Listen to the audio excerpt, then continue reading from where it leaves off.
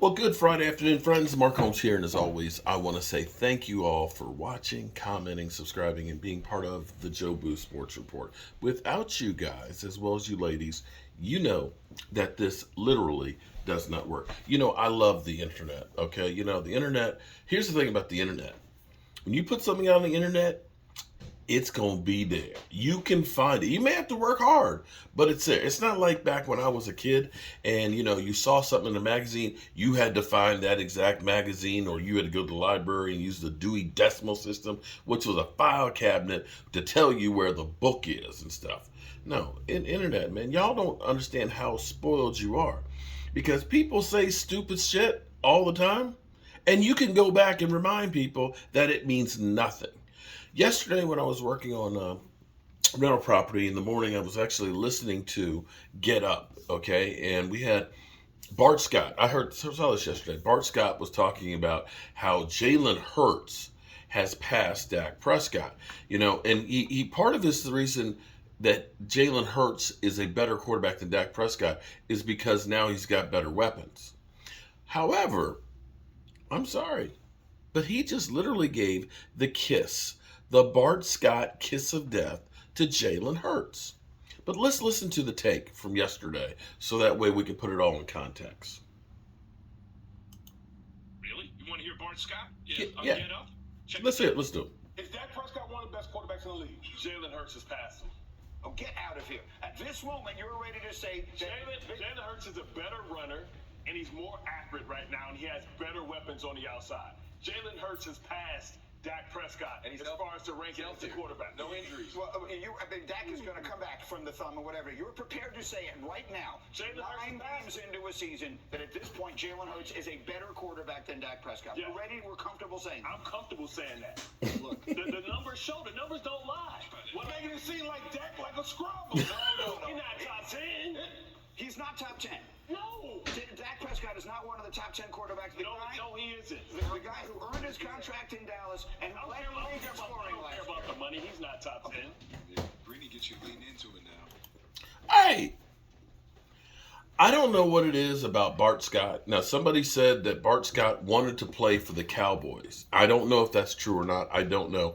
And maybe he's just butthurt that the Cowboys weren't that into him, and he's just lashing out at, of course, Dak Prescott. I don't know. Maybe Dak Prescott, stole his girlfriend or something or other. I don't know what it is, but Bart Scott has been doing take after take going after Dak Prescott.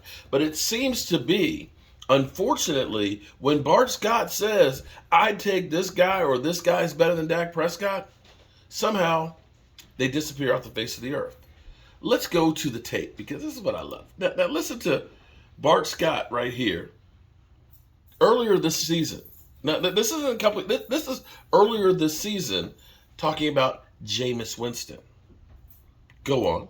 I would still right now put I'd rather have Jameis Winston than I'd rather have Dak Prescott. Because when you look at Jameis Winston was in an imperfect situation. Yes. Let that sink in. Let that sink in. Let it sink in. Bart, come on, man. You make him just wild, outlandish statements. I would still right now put I'd rather have Jameis Winston than I'd rather have Dak Prescott. Because when you look at Jameis Winston was in an imperfect situation. Yes. Let that sink in. Let that sink in. Let it sink in. Bart, come on, man. You make him just wild, outlandish statements. So, wait. So now he's saying that Dak Prescott was in the perfect situation, and that's why he's successful. And so now you're saying that, because, Jameis Winston, who had a team that the next year Tom Brady comes in and wins the Super Bowl with, that it wasn't a perfect situation. But okay.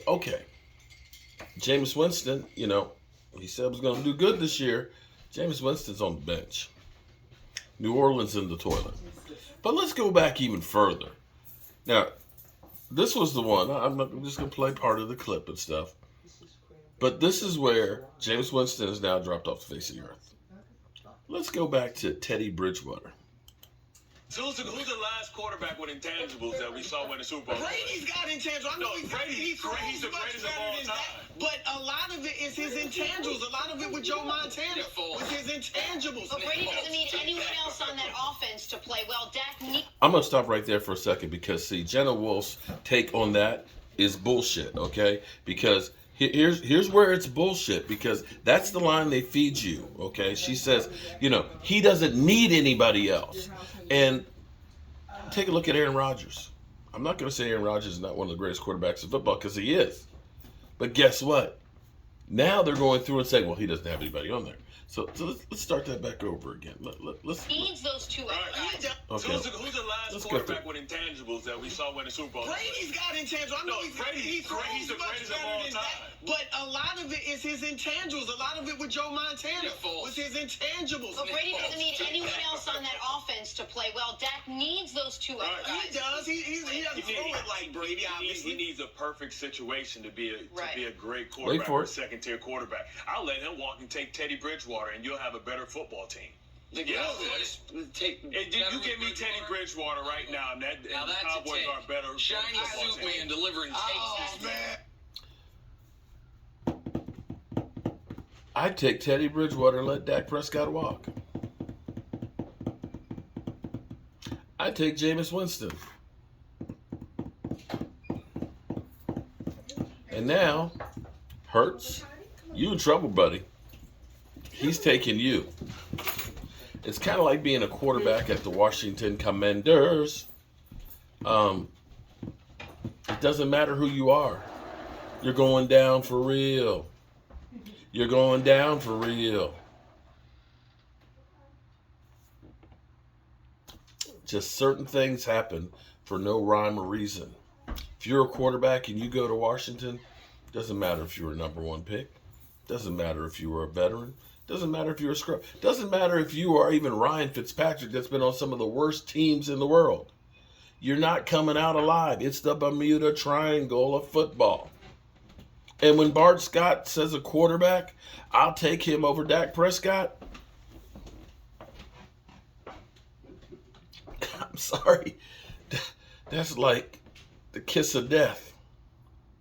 Hurts, I hope you don't find a horse head in your bed next to you. Bart Scott, he just jinxed you, bro. But then again, what do I know? I'm a guy with a day job and a voodoo doll. But I got to listen to this one more time. Teddy Bridgewater. So who's the last quarterback with intangibles that we saw win the Super Bowl? Brady's got intangibles. I know he's the greatest of all time. But a lot of it is his intangibles. A lot of it with Joe Montana was his intangibles. But Brady doesn't need anyone else on that offense to play well. Dak needs those two other guys. He does. He doesn't throw it like Brady, obviously. He needs a perfect situation to be a great quarterback or a second-tier quarterback. I'll let him walk and take Teddy Bridgewater, and you'll have a better football team. You give